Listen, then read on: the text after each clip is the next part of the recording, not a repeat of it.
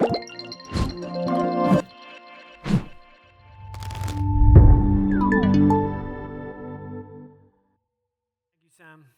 So today, I want to talk a little bit about a theater production that we produced, an immersive theater production that we produced for the traditional theater world. So this immersive experience took off-the-shelf technology, applied it in an innovative way, and did so on a down-to-earth budget.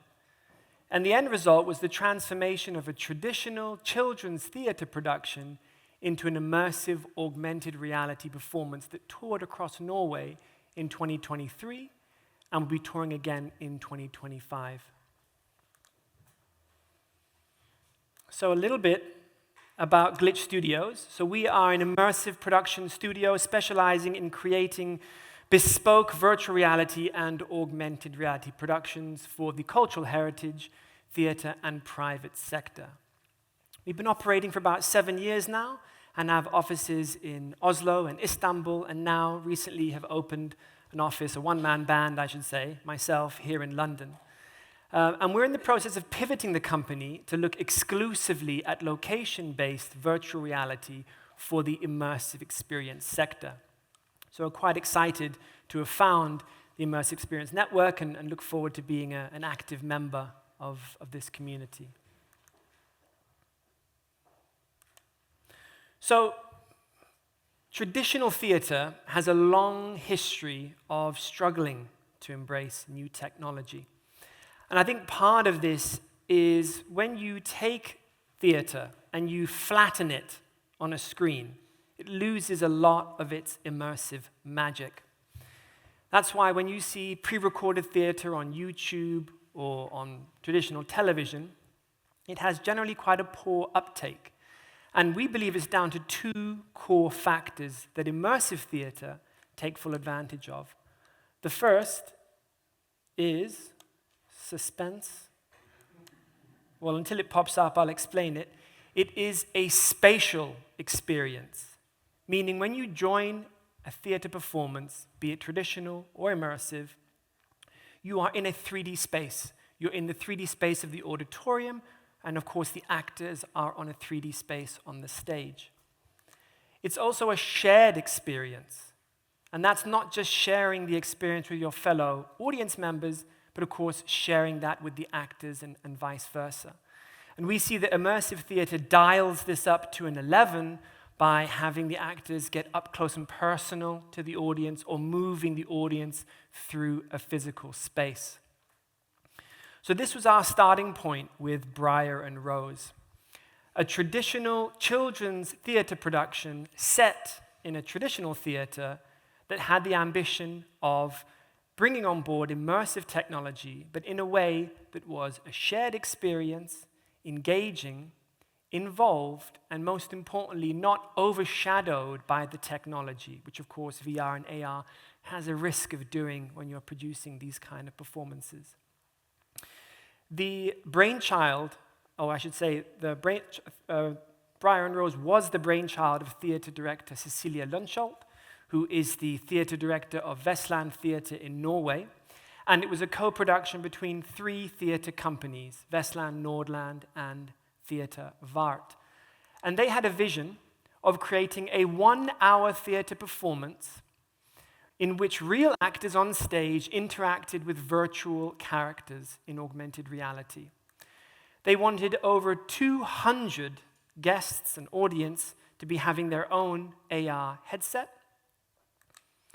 And they wanted all of those headsets to be synced together for a shared experience and be spatially correct, meaning the person sitting in this seat versus the person sitting at the back would be seeing the 3D elements correctly angled depending on where they are. And they wanted to do it on a budget of £220 per headset. So we at Glitch were brought in as their technology partners, and we went through quite a long period of research and development, workshops, technical tests with the theater companies before we even felt the idea was feasible. We then got together in their local theater, popped on one of our AR headsets, peeked through the lenses and saw this. And here you can see a very early version of what we were going for, which is the Dragora the dragon, the main character here, anchored on stage, and Cecilia, the director, had walked down from the top of the theater onto the stage, holding her headset, and was now looking at this spatially correct AR element. And we thought, maybe we can make this happen. So after R&D, production fell down 2 key verticals. The performance development, which would be training and choreography of the actors, costume design, set construction, etc. But of course, what we were focusing on was the AR development. And that fell under 5 key categories: sourcing and testing the AR headsets, syncing the headsets together to the AV desk, creating the AR characters and the assets in general, anchoring them on the stage, being spatially correct, and then training the actors to be able to interact with and act next to those virtual characters. So we're going to break each of those down a little bit to kind of show you how we did it. And of course, all of that came together for the audience performance. So for the headsets, well, anyone who has tried VR or is in the VR world know that we're in this era of pretty decent headsets: MetaQuest 3, HTC Vive Focus 3, the new Vision is recently out, Pico Neo 4. But these are all very expensive. The cheapest headset here would be about £500. And then if you're adding the licenses that you need for a commercial context, you're looking at around £1,000 per headset. When you have 200 headsets, plus redundant headsets, you can do the maths of how quickly that's going to get very, very expensive. But these headsets also have another issue, which is they're not really made for far throw AR. So what do I mean by far throw? Well, they're designed generally for a space the size of your living room, or maybe 8 by 8 meters. But as soon as you're expecting them to put AR elements 20 or 30 meters away at the back of the room, they begin to struggle.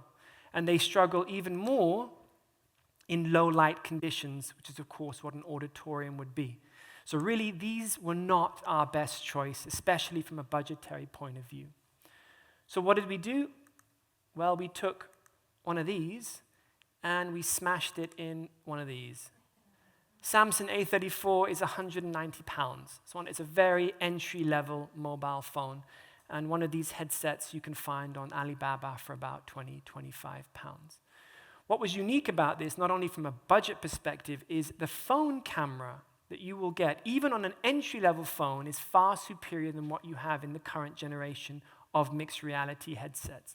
So we're getting better pass-through with a better visual in low-light conditions at a fraction of the cost.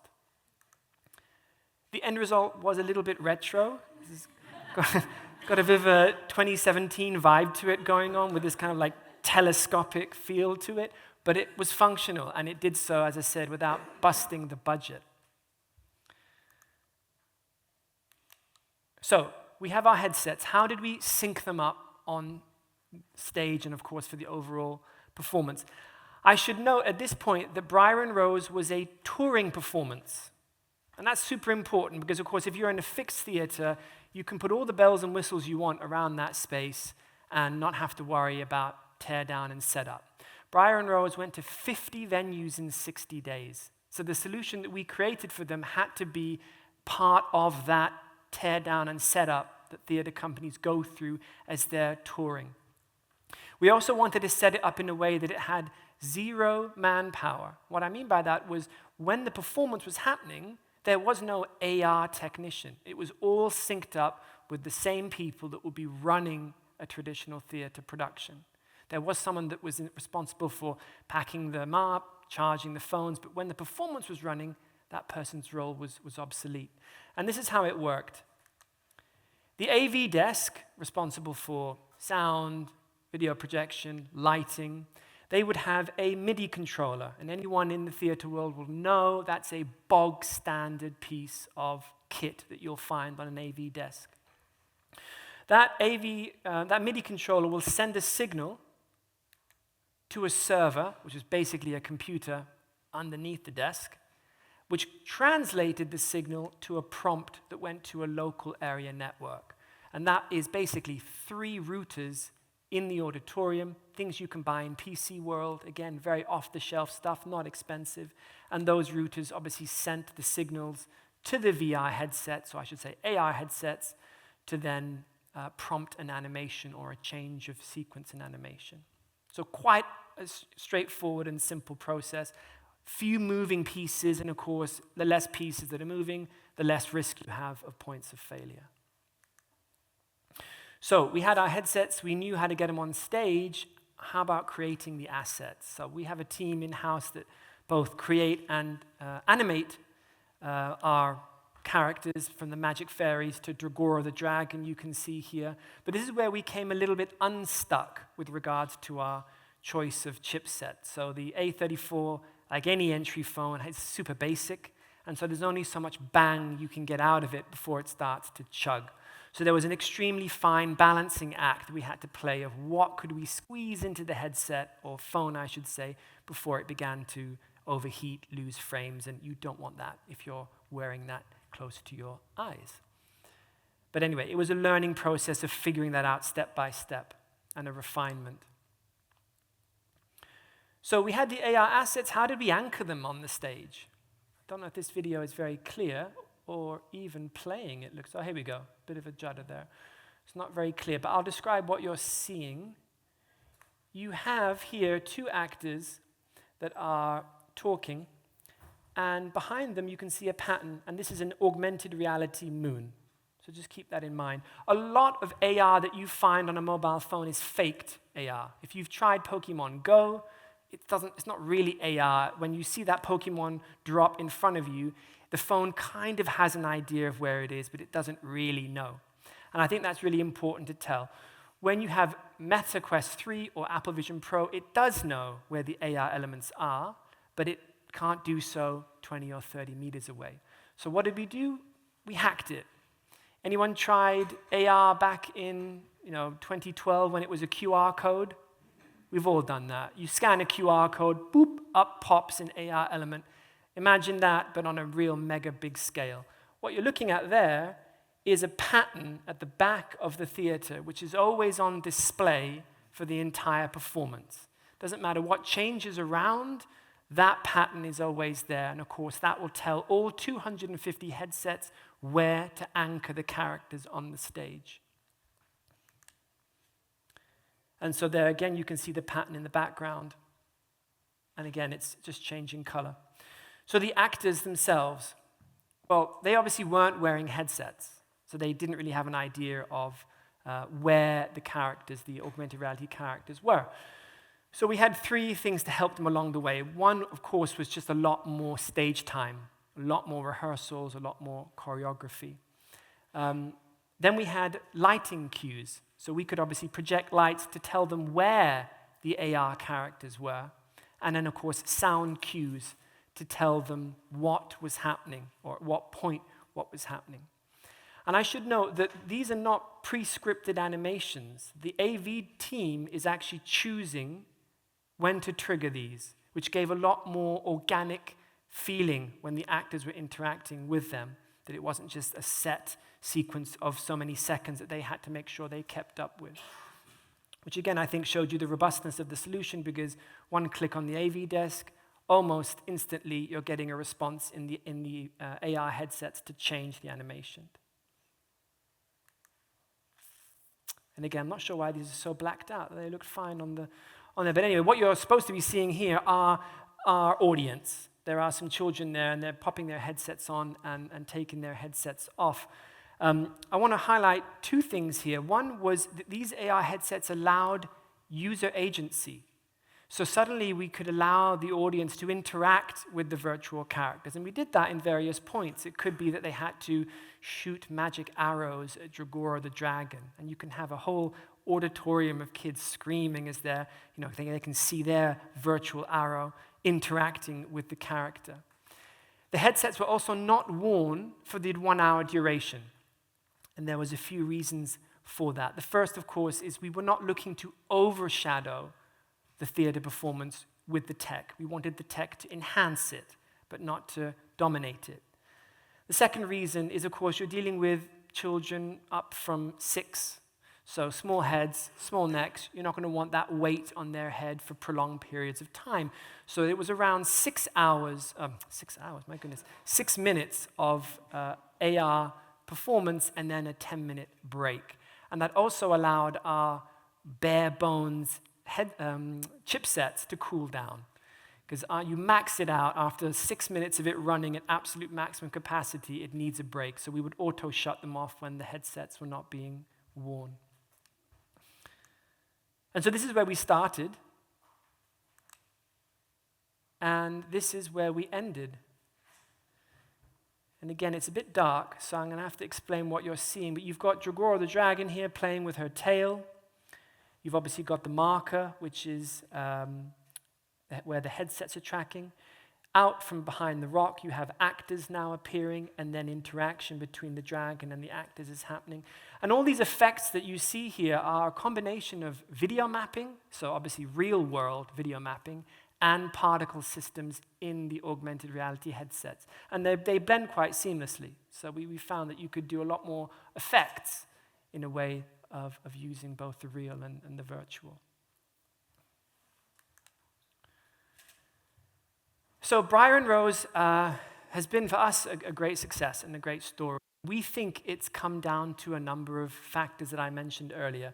We created a shared experience. We did so in a way that involved the audience, gave them some degree of agency, but we also created a solution that was super easy for the theater companies who had to tour with this, operate and manage in a pop-up-like scenario. And it was done on a very modest budget, not only from the hardware perspective, but also from the tech and the development perspective. It's won quite a few awards over the last year, and we're up for a nomination in Rotterdam for Best Location-Based VR Experience, so wish us luck. What about the takeaways? Well, the newest and shiniest bit of mixed reality isn't always, the way to go. We get bombarded. If you're in the industry, we're bombarded. We're all excited about Apple Vision Pro. We're all excited about the new Vision, HTC Vive Vision. But just clear your head from that and know that you can do a lot for a lot less if you're, clever and creative about it. Keep the technical setup as simple as possible, as I've already mentioned. We do a lot of research in what's going on in the LBVR world, and the technical setup, what's going on behind the curtain, can sometimes be insane. So if you can keep it as simple as possible, you'll see that that'll be much less friction-filled for your end user. Choreograph. Of course, if you're going to be doing something like this, the actors need more time booked on stage. And understand the limitations of your hardware. So if you're going to go cheap and cheerful, fine, but you need to make sure you plan for that and put extra time in when you're building your assets, understanding how that's going to play out on the hardware.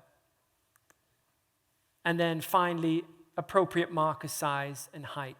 So depending on how large that marker is at the back of the theater, and depending on where it is, will define where the AR characters land on the stage. And if you're touring, then you need to set that up every time. And that might sound easy, but it was a problem for us, and we had to iterate quite a lot in different venues to get it right. Oh, there was one more. Take the hardware offline. Yeah. Never try and do updates when you're touring. Never try and keep the hardware online. You've got 210 phones. Imagine trying to update each of those on a single wireless network. It's just, some people can, get very, very upset if you go online with them.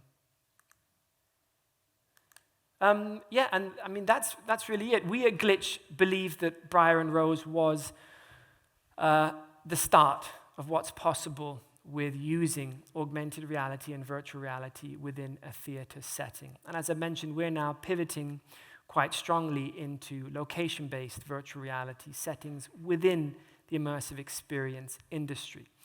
So we're super excited. My colleague Tobias is in the audience here from the Norway office. We're super excited to meet people that are experience design specialists, spatial or architectural specialists, venue operators, because we have quite a few projects that are now on the go that we would love to talk to you about. And fingers crossed, we'll be back here to talk to you about it again in the future. Thank you.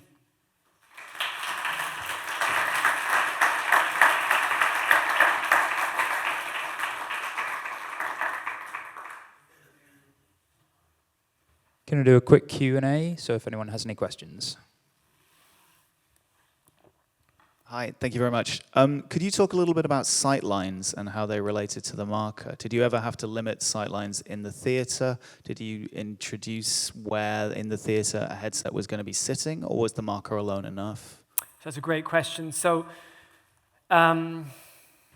luckily, because we kept the performance on the stage, and all these theatres were no more than, say, 250 seats. They were quite small. Everyone was okay with the marker. The issue was if you, let's say, had a magical fairy suddenly flutter off above you, and now you're following it, the headset is no longer looking at the marker, and you'll probably get 2 to 3 seconds of algorithm-driven prediction. So the headset's going, I think I know where I am, and after 2 or 3 seconds, it has no clue. So there was another theory of putting a second marker above it or on the side, but for this production, that wasn't done. Toby wants to add to this, yeah. So we had a couple of incidents where the first couple of rows were beneath the stage floor, and so it created an occlusion. And so we had to then move the audience back 2 rows. So the first row would then start at the 3rd row and up to make sure that the smallest kids were not looking that way, but flat onto the stage. So from there and up, it's fine, but underneath the stage, not possible. Thank you. Hi, thank you very much. Congratulations on the project, it's amazing. I have a technical doubt. Are the virtual images stereoscopical? Yeah. Because I understand that using a mobile phone, you don't manage to have like stereo pass-through. So you have a video that is like mono, and the virtual information is stereo, right? No, they were stereo. Yeah, you jump on it. I'll jump in on that as well. The stereo effect is lost as you move 3 meters or more away from your eyes. So if I'm standing over here, your brain is perceiving it as 3-dimensional because you know that it should be.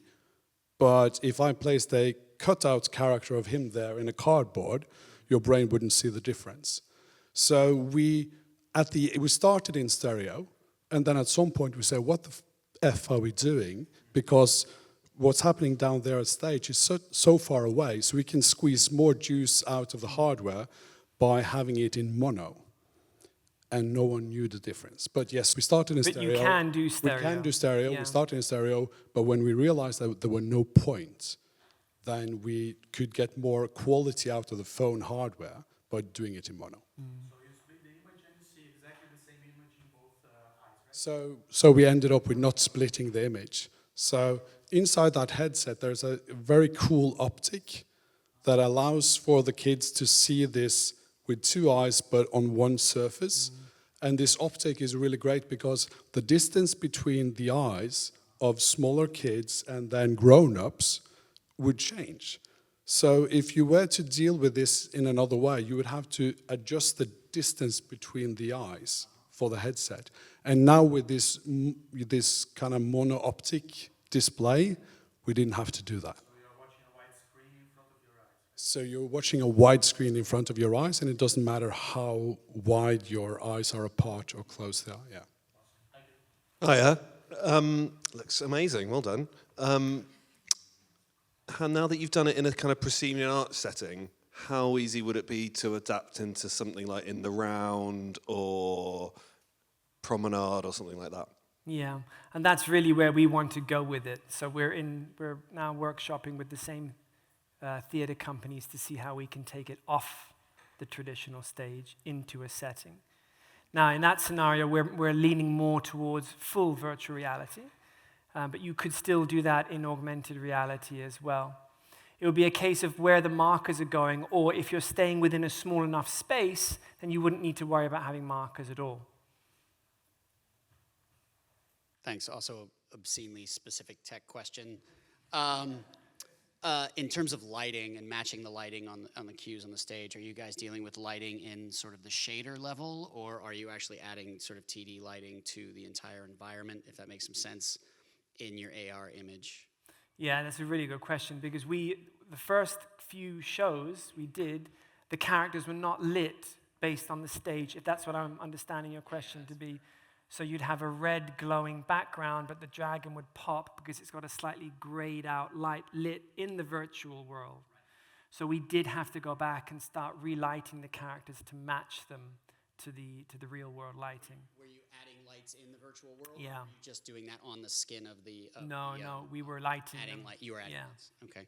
If I can add one more technical question, what cue so you were cueing each AR element, excuse me. Yeah. So did you build a bespoke queuing system for the MIDI system, or were you able to just insert it into like QLab, or how? No, we had a piece of software that was developed by a third party.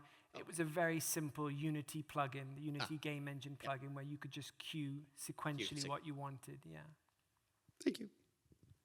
I'm curious about how you built putting on and off headsets into the world of the show and the narrative as well. It feels very unnatural thinking about it initially. Yeah. Well, I can take it, Toby, because basically this was weaved into the narrative itself. So the story was that you'd be invited into the magical fairyland, and you can only see that magical fairyland by putting the headset on. And then you would join the actors on an adventure. So there was an effect where you'd go through almost like a magical portal when the headset was put on. So you had been transported in, and then you'd be transported out. And then to keep kids from because kids just wanted to stay in the AR, they would just refuse to take the headset off. We had to black it out when they weren't supposed to be in it, just to encourage them to take it off their face. But yeah, it was weaved into the narrative, basically. But one more thing, also, I mean, the theatre takes itself seriously, right? So they want this to work without the technology bit as well. So if there were kids not wanting to watch through this magical binocular, and they would watch the stage instead, they would still have a decent part of the narrative happening on stage to understand what was going on. So that was also interesting for people to watch, not through the headset. And one more thing, it's interesting that when you're watching something directly to the stage, you have a level of connection, which is really, really awesome. But you don't see the dragon, of course. But what I do see your lip movement. When I'm watching through the headset, I will see the dragon, but I would struggle with seeing your lip movement, which in my brain is then translated to, I can't hear what you're saying. So the level of clarity in the vocal audio for the audience needed to be higher than in a regular performance. Because whenever you put on the headset, you can't see the lips move. All of this is so fascinating. Thanks for being so open about all these tech pieces of information. It's really helpful. You mentioned that this was 50 performances or 60 performances? 50 performances. Yeah. I'm just interested in whether you think this sort of a show can sustain a longer run in one venue, or whether this was you were doing this in order to kind of understand how does this sort of work tour. Yeah, it's a great question. So the why it was touring was it was part of a Norwegian initiative, a government-funded initiative to get culture into difficult-to-reach parts of the country. And so for them to receive funding, and originally it wasn't funded for the AI, it was funded purely as a traditional children's theatre piece. It needed to go on tour. So that answers why. But would it? I mean, I think, would it survive in a single setting? I think that's very much how long is a piece of string, because that would come down to, what do you have in that theatre, or where it is, how you're marketing that piece.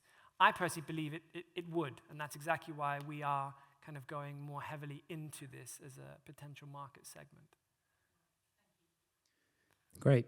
Thank you very much. We actually don't have another session in here for a little while, so I mean, if Sami, if you want to hang around and have some conversation. I can do a dance. So thank you very much. Thank you.